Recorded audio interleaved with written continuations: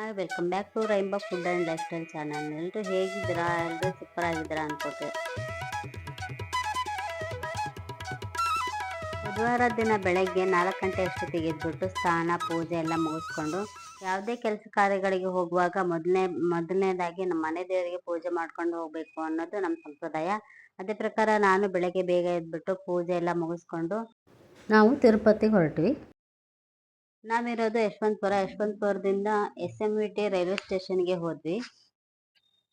7:30 ಅಷ್ಟೊತ್ತಿಗೆ rail already ಬಂದು ready ಇತ್ತು. ನಾವು ಹೋಗಿ ರೈಲ್ ಹತ್ಕೊಂಡು ಕುತ್ಕೊಂಡ್ವಿ. ರೈಲಲ್ಲೇ ಟಿಫನ್ ಮಾಡ್ಕೊಂಡು ಕೂತ್ಕೊಂಡ್ವಿ. ಮಕ್ಳಿರೋದ್ರಿಂದ ನಮಗೆ ಟೈಮ್ ಪಾಸ್ ಆಗಿದೆ ಗೊತ್ತಾಗಲಿಲ್ಲ. 1 ಗಂಟೆ ಅಷ್ಟೊತ್ತಿಗೆ ರೈಲು ತಿರುಪತಿ ತಲುಪ್ತು. ರೈಲು ಇಳ್ಕೊಂಡು ರೈಲ್ವೆ ಸ್ಟೇಷನ್ನಿಂದ ಪ್ಲಾಟ್ಫಾರ್ಮ್ನಿಂದ ಮೇಲೆ ಹತ್ಕೊಂಡು ಹೋದ್ವಿ. ಅಲ್ಲಿ ಒಂದು ಆರೋ ಮಾರ್ಕಲ್ಲಿ ಬರ್ದಿರ್ತಾರೆ ವಿಷ್ಣು ನಿವಾಸಕ್ಕೆ ದಾರಿ ಅಂತ ಹೇಳ್ಬಿಟ್ಟು. ಆ ಪ್ರಕಾರ ಅಲ್ಲಿ ಹೋದ್ರೆ ವಿಷ್ಣು ನಿವಾಸ ಸಿಗುತ್ತೆ. ಅಲ್ಲಿ ರೂಮು ಅಕಾಮಡೇಷನ್ ಎಲ್ಲ ಇರುತ್ತೆ. ಬಟ್ ಇಲ್ಲಿ 2-3 ಅವರ್ ಕಾಯ್ಬೇಕಾಗುತ್ತೆ. ರೂಮ್ಸ್ ಬುಕ್ ಮಾಡ್ಕೊಂಡು ಹೋದ್ರೆ, ನಾವು ಆಲ್ರೆಡಿ ರೂಮ್ ಬುಕ್ ಮಾಡ್ಕೊಂಡು ಹೋದ್ರೆ ಯಾವುದೇ ರೀತಿ ಟೈಮ್ ವೇಸ್ಟ್ ಆಗೋದಿಲ್ಲ. ನಾವು ದಿಢೀರ್ ಪ್ಲಾನ್ ಮಾಡಿರೋದ್ರಿಂದ ನಾವು ರೂಮ್ ಎಲ್ಲ ಬುಕ್ ಮಾಡಿರ್ಲಿಲ್ಲ. ಹೋದ್ವಿ, 2-3 ಅವರ್ ವೇಟ್ ಮಾಡಿದ್ವಿ. ರೂಮ್ ಸಿಕ್ತು. ಇಲ್ಲಿ 500 ರೂಪಾಯಿ ಡೆಪಾಸಿಟ್ ಇಡಿಸ್ಕೊಳ್ತಾರೆ, 350 ರೂಪಾಯಿ ಕಟ್ಟಿಸ್ಕೊಳ್ತಾರೆ. ಮತ್ತೆ ಇಲ್ಲಿ Aadhaar card is very important. Aadhaar card ತಗೊಂಡು ಹೋಗ್ಲೇಬೇಕು. ಇಲ್ಲಿ 24 ಅವರ್ಸ್ ಮಾತ್ರ ಉಳ್ಕೊಳ್ಳೋದಕ್ಕೆ ಅವಕಾಶ ಇರುತ್ತೆ. ಅಷ್ಟೊತ್ತಿಗಾಗ್ಲೇ ಫ್ರೀ ಟಿಕೆಟ್ಗೆ ತುಂಬಾ ಜನ ಕ್ಯೂ ನಿಂತಿದ್ರು. ನಾವು ಬಂದು ಕ್ಯೂ ನಿಂತ್ಕೊಂಡ್ವಿ. ಅಲ್ಲಿ 3 ಕಡೆ ಟಿಕೆಟ್ ಕೊಡ್ತಾರಂತೆ, ಫ್ರೀ ಟಿಕೆಟ್. ನಮಗೆ ಮಾತ್ರ 2 ಮಾತ್ರ ಗೊತ್ತಿತ್ತು. ವಿಷ್ಣು ಛತ್ರ ಮತ್ತೆ ಶ್ರೀನಿವಾಸ ಛತ್ರ ಅಂತ ಹೇಳಿ 2 ಗೊತ್ತು. ವಿಷ್ಣು ಛತ್ರ ರೈಲ್ವೆ ಸ್ಟೇಷನ್ ಪಕ್ಕದಲ್ಲಿದೆ. ಶ್ರೀನಿವಾಸಂ ಛತ್ರ ಬಸ್ ಸ್ಟಾಪ್ ಎದುರುಗಡೆ ಇದೆ. ಹೊಸದಾಗಿ ಹೋಗೋರು, ಚಿಕ್ಕ ಮಕ್ಕಳು, ವಯಸ್ಸಾದವರು ದಯವಿಟ್ಟು ಈ ಛತ್ರಕ್ಕೆ ಹೋಗಿ ಟಿಕೆಟ್ ತಗೊಂಡೇ ಹೋಗಿ. ಫ್ರೀ ಮಾತ್ರ ಹೋಗಬೇಡಿ. ಇದು ಫ್ರೀ ಟಿಕೆಟ್, ದುಡ್ಡೇನು ಕೊಡಂಗಿಲ್ಲ. ಆದರೆ ಟಿಕೆಟ್ ತಗೊಂಡೇ ಹೋಗಬೇಕು. ಫ್ರೀಯಾಗಿ ಹೋದರೆ ತುಂಬ ಡಿಲೇ ಆಗುತ್ತೆ, ತುಂಬ ಟೈಮ್ ತಗೊಳುತ್ತೆ ದೇವ್ರ ದರ್ಶನ. ಟಿಕೆಟ್ ತಗೊಂಡ್ರೆ 5-6 ಅವರಲ್ಲಿ ದೇವ್ರ ದರ್ಶನ ಆಗುತ್ತೆ. ಟಿಕೆಟ್ ತಗೊಳ್ಳದೆ ಹಾಗೆ ಹೋದರೆ 11 ಅವರು, 24 ಅವರು, ತುಂಬ ಟೈಮ್ ತಗುತ್ತೆ. ಆಧಾರ್ ಕಾರ್ಡ್ ಮಾತ್ರ ಕಡ್ಡಾಯ. ಆಧಾರ್ ಕಾರ್ಡ್ ತೋರಿಸಿದ್ರೆ ಟಿಕೆಟ್ ಕೊಡ್ತಾರೆ. 5 ಗಂಟೆಗೆ ನಾವು ಕ್ಯೂ ನಿಂತಿದ್ದು. 9 ಗಂಟೆಯಿಂದ ಟಿಕೆಟ್ ಕೊಡೋಕೆ ಸ್ಟಾರ್ಟ್ ಮಾಡಿದ್ರು.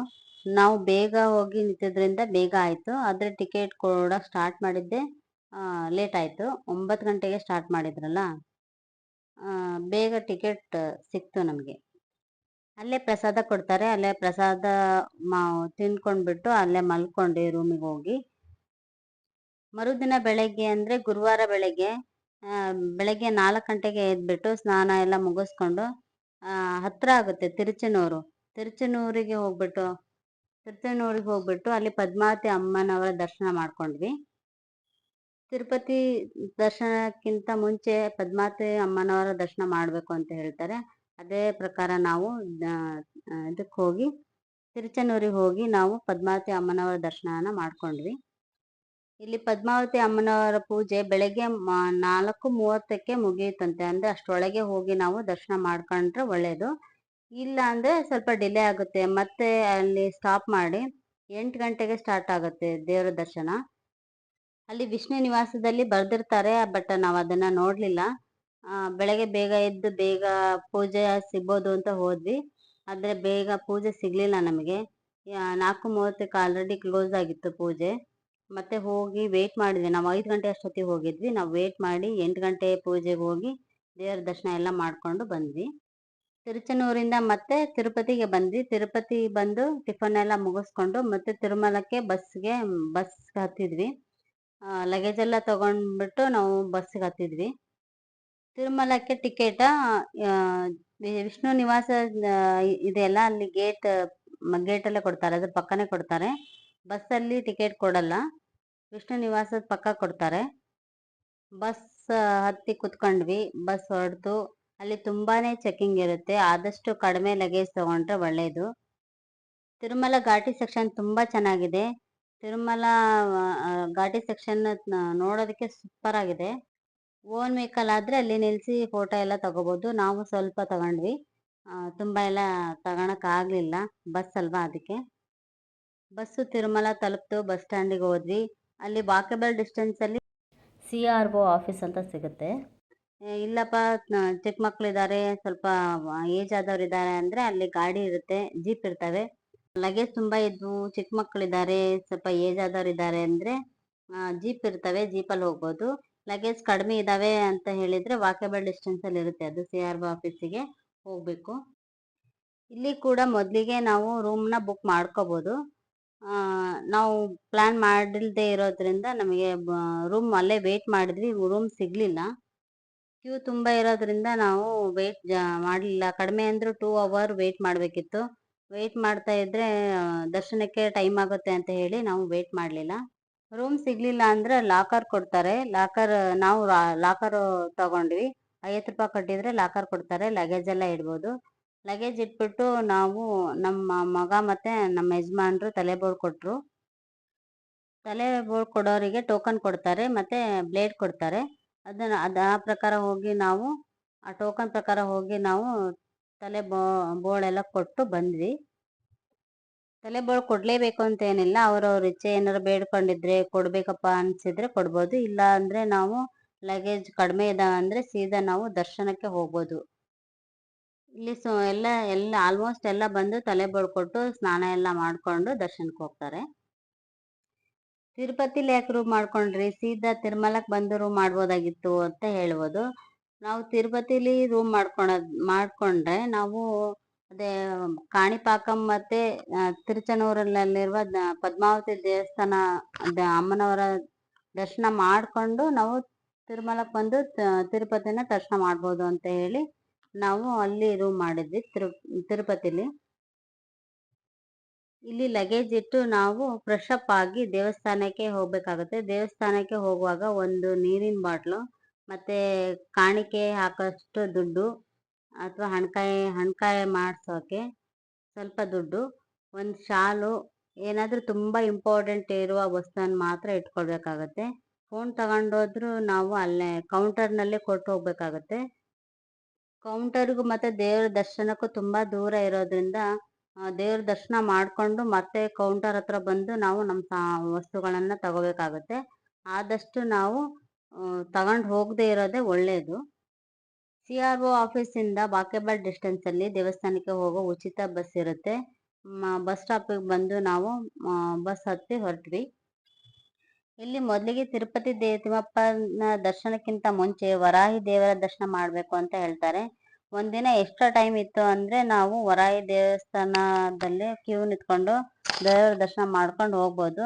ಬಟ್ ತುಂಬಾ ದೊಡ್ಡ ಕ್ಯೂ ಇತ್ತು, ಆದ್ರಿಂದ ನಾವು ಚಿಕ್ಕ ಮಕ್ಳು ಇರೋದ್ರಿಂದ ನಾವು ವರಾಹಿ ದೇವಸ್ಥಾನಕ್ಕೆ ದೇವರ ದರ್ಶನ ಮಾಡಕ್ ಆಗ್ಲಿಲ್ಲ. ನಾವು ಡೈರೆಕ್ಟ್ ಆಗಿ ತಿರುಪತಿ ದೇವರ ದರ್ಶನಕ್ಕೆ ಹೋದ್ವಿ.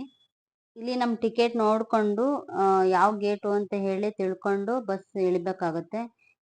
ಎಲ್ಲೆಲ್ಲರೂ ಹೇಳಿದ್ರೆ ನಮ್ಗೆ ಟಿಕೆಟ್ ಇರೋದೇ ಒಂದು, ನಾವು ಇಳಿಯೋ ಗೇಟ್ ಒಂದು ಆದ್ರೆ ಸರಿ ಆಗೋದಿಲ್ಲ, ತುಂಬಾ ದೂರ ನಡಿಬೇಕಾಗುತ್ತೆ. ದರ್ಶನಕ್ಕೆ ಆನ್ಲೈನ್ ಬುಕ್ ಮಾಡಿದವರಿಗೆ ಬೇರೆ ಗೇಟ್ ಇರುತ್ತೆ, ಮತ್ತೆ ಫ್ರೀ ಟಿಕೆಟ್ ತಗೊಂಡವರಿಗೆ ಬೇರೆ ಗೇಟ್ ಇರುತ್ತೆ, VIP ಬೇರೆ ಗೇಟ್ ಇರುತ್ತೆ, ಮತ್ತೆ ಫ್ರೀಯಾಗಿ ಯಾವುದೇ ರೀತಿ ಟಿಕೆಟ್ ಇಲ್ದಂಗೆ ಹೋಗೋರಿಗೆ ಬೇರೆ ಗೇಟ್ ಇರುತ್ತೆ. ಇಲ್ಲಿ ನೀವು ಯಾವ್ದಾದ್ರು ಒಂದು ಟಿಕೆಟ್ ತಗೊಂಡು ಹೋಗ್ಲೇಬೇಕಾಗತ್ತೆ. ಯಾವುದೇ ರೀತಿ ಟಿಕೆಟ್ ಇಲ್ಲದೆ ಫ್ರೀಯಾಗಿ ಹೋಗೋದು ತುಂಬಾ ಕಷ್ಟ ಆಗುತ್ತೆ. ದಯವಿಟ್ಟು ಯಾವ್ದಾರು ಒಂದು ಟಿಕೆಟ್ ತಗೊಂಡೇ ಹೋಗ್ಬೇಕು. ತಿರುಮಲದಲ್ಲೂ ಟಿಕೆಟ್ ಕೊಡ್ತಾರೆ, ನೋಡಿ ಅದೇ CRO ಆಫೀಸಲ್ಲೇ ಟಿಕೆಟ್ ಕೊಡ್ತಾರೆ, ನೋಡಿ ತಗೋಬೇಕಾಗತ್ತೆ. ಅದೇ ಫ್ರೀ ಟಿಕೆಟ್ ತಗೋಬೇಕು ಅಂದ್ರೆ ಒಂದಿನ ಮುಂಚಿತವಾಗಿ ತಿರುಪತಿ ಅಥವಾ ತಿರುಮಲಕ್ಕೆ ಹೋಗಿ 1 ಡೇ ಸ್ಟೇ ಮಾಡಿ ನಾವು ಟಿಕೆಟ್ ತಗೋಬೇಕಾಗುತ್ತೆ. ಈ ಟಿಕೆಟ್ ತಗೊಳೋದ್ರಿಂದ ಬೇಗ ದರ್ಶನ ಆಗುತ್ತೆ ಅಂತ ಮತ್ತೇನಿಲ್ಲ. ಇಲ್ಲ ಅಂದ್ರೆ ಸ್ವಲ್ಪ ಟೈಮ್ ತುಂಬಾ ತಗೊಳುತ್ತೆ. ಚಿಕ್ಕ ಮಕ್ಳಿದ್ರೆ ಏಜ್ ಆದವರಿದ್ರೆ ಸ್ವಲ್ಪ ಕಷ್ಟ ಆಗುತ್ತೆ. ಆದಷ್ಟು ಟಿಕೆಟ್ ತಗೊಂಡು ಹೋಗೋದ್ರೆ ಒಳ್ಳೇದು. ನಾವು ಫ್ರೀ ಟಿಕೆಟ್ ತಗೊಂಡಿದ್ರಿಂದ ನಾವು ಆ ಟಿಕೆಟ್ ಪ್ರಕಾರ ನಾವು ಆ ಗೇಟ್ ಮೂಲಕ ಹೋದ್ವಿ. ಟೈಮ್ ಸುಮಾರು 1 ಗಂಟೆ ಆಗ್ಬಿಡ್ತು. ಸ್ವಲ್ಪ ಹೊತ್ತು ನಡೆದ್ವಿ, ಮತ್ತೆ 2 ರೂಮಲ್ಲಿ ಕೂರ್ಸಿದ್ರು. ಒಂದು ರೂಮಲ್ಲಿ ಒಂದು ½ an hour ಕೂತ್ವಿ, ಮತ್ತೆ ಸ್ವಲ್ಪ ದೂರ ನಡೆದ್ವಿ, ಮತ್ತೆ ಇನ್ನೊಂದು ರೂಮಿಗೆ ಕಳಿಸಿದ್ರು. ಅಲ್ಲಿ ಒಂದು 3 ತಾಸು ಕೂತ್ಕೊಂಡ್ವಿ, ಸ್ವಲ್ಪ ಟೈಮ್ ಸ್ಪೆಂಡ್ ಮಾಡಿದ್ವಿ. ನಮಗೆ ಈ ಚಿಕ್ಕ ಮಕ್ಳು ಇರೋದ್ರಿಂದ ಅಷ್ಟೊಂದು ಟೈಮ್ ಪಾಸ್ ಆಗಿದ್ದು ಗೊತ್ತಾಗಲಿಲ್ಲ. ತಮಾಷೆ ಮಾಡ್ತಾ ನಗಾಡ್ಕೊಂತ ಆಟ ಆಡ್ತಾ ಟೈಮ್ ಟೈಮ್ ಆಗಿದ್ದೇ ಗೊತ್ತಾಗಲಿಲ್ಲ. ಅಲ್ಲಿ ಕೂಡ ತುಂಬ ಕಂಫರ್ಟ್ ಆಗಿತ್ತು. ನಾವು ಎಲ್ಲಿ ಹೋಗ್ತೀವಿ ಅಲ್ಲಿ ನೀರು ಮತ್ತು ಬಾತ್ರೂಮ್ ಫೆಸಿಲಿಟೀಸ್ ಇರ್ತವೆ, ನೀರು ಇರ್ತಿತ್ತು. ಮತ್ತು ಸಂಜೆ ಆಯಿತು, ಸಂಜೆ ಹಾಲು ಕೊಟ್ಟರು, ಟೀ ಕೊಟ್ಟರು. ಮಧ್ಯಾಹ್ನ ಬೆಳಗ್ಗೆ ಮತ್ತು ಸಂಜೆ ಟೈಮಿಗೆ ಭಕ್ತರು ಎಲ್ಲಿರ್ತಾರೋ ಅಲ್ಲೇ ಊಟ ಸಿಗುತ್ತೆ. ಮತ್ತು ಯಾರಿಗಾದರೂ ಹುಷಾರಿಲ್ಲ ಅಂತ ಹೇಳಿದರೆ ಅಲ್ಲೇ ನರ್ಸ್ಗಳಿರ್ತಾರೆ. ಅಲ್ಲಿ ಕೇಳಿದರೆ ಹೇಳ್ತಾರೆ ನರ್ಸ್ಗಳು. ಅಲ್ಲಿ ನಾವಿದ್ದಲ್ಲಿಗೆ ಒಬ್ಬರು ಹುಷಾರಿಲ್ದಂಗಾಗಿತ್ತು. ಅಲ್ಲಿ ಮ್ಯಾನೇಜ್ಮೆಂಟ್ ಅವ್ರಿಗೆ ಹೇಳಿದ್ವಿ, ಬಂದು ನರ್ಸ್ ಕಳಿಸಿದ್ರು. ಅವ್ರು ಬಂದು ಚೆಕಪ್ ಮಾಡಿ ಹೋದರು. ಕಂಫರ್ಟ್ ಆಗಿತ್ತು, ಅಷ್ಟೊಂದು ಕಿರಿಕಿರಿ ಏನು ಅನ್ನಿಸ್ಲಿಲ್ಲ ನಮಗೆ. ಮತ್ತು ಚಿಕ್ಕ ಮಕ್ಕಳನ್ನ ಆದಷ್ಟು ಮೇಲೆ ಎತ್ಕೊಂಡು ಹೋದರೆ ಒಳ್ಳೇದು. ತುಂಬ ಚಿಕ್ಕವರಿದ್ದರೆ ಸ್ವಲ್ಪ ರಶ್ ಇರುತ್ತಲ್ಲ, ತುಳಿದ್ಬಿಡ್ತಾರೆ. ಆದಷ್ಟು ಮೇಲೆ ಎತ್ಕೊಂಡ್ರೆ ಒಳ್ಳೆಯದು. ರೂಮಲ್ಲೆಲ್ಲ ಕಂಫರ್ಟಬಲ್ಗಿತ್ತು. ನಡ್ಕೊಂಡು ಹೋಗುವಾಗ ಸ್ವಲ್ಪ ರಶ್ ಇತ್ತು. 5 ಗಂಟೆ ಅಷ್ಟೊತ್ತಿಗೆ ನಮ್ಮ ರೂಮಿಂದ ಬಿಟ್ಟರು. 5 ಗಂಟೆ ಅಷ್ಟೊತ್ತಿಗೆ ಬಿಟ್ಟರು. 1 ಅವರ್ ನಾವು ನಡಿಬೇಕಾಯಿತು. 1 ಅವರ್ ಅಂದರೆ ಗೋವಿಂದ ಗೋವಿಂದ ಅಂತ ಹೇಳಿ ದೇವ್ರ ನಾಮಸ್ಮರಣೆ ಮಾಡ್ಕೊತ ಹೋಗ್ತೀವಲ್ಲ, ನಮಗೆ ಟೈಮ್ ಹೋಗಿದ್ದೇ ಗೊತ್ತಾಗಲ್ಲ. 6 ಗಂಟೆ ಅಷ್ಟೊತ್ತಿಗೆ ದೇವ್ರ ದರ್ಶನ ಆಯಿತು. ಗೋವಿಂದ ಗೋವಿಂದ. ತಿಮ್ಮಪ್ಪನ ದರ್ಶನ ಆದಮೇಲೆ ಅಲ್ಲಿ ಪ್ರಸಾದ ಕೊಡ್ತಾರೆ, ಲಡ್ಡು. ಅದನ್ನು ತಗೊಂಡು ಹಾಗೆ ಊಟ ಕೊಡ್ತಾರೆ. ಊಟ ಮಾಡಿಕೊಂಡು ನಾವು ಅಲ್ಲೇ ಸ್ಟೇ ಮಾಡಿದ್ವಿ.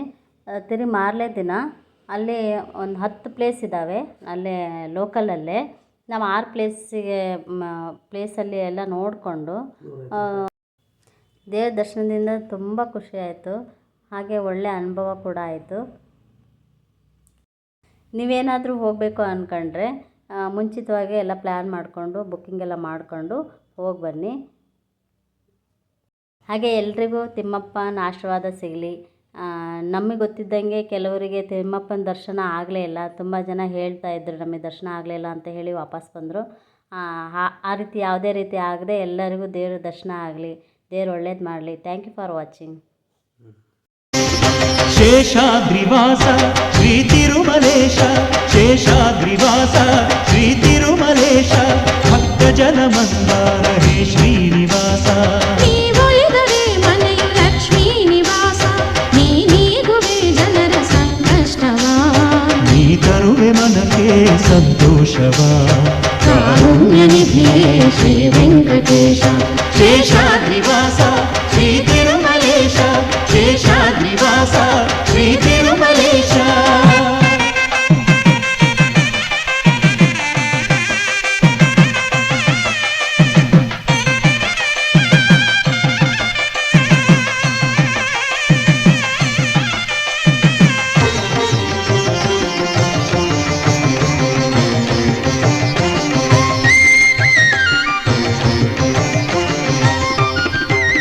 ನಂಬಿದೆನು ನಾನಿನ್ನ ನೀನೆನ್ನ ಶರಣೆಂದು, ಉಸಿರುಸಿರು ತವ ನಾಮವು. ಕಾವಲಿಗೆ ಗೋವಿಂದ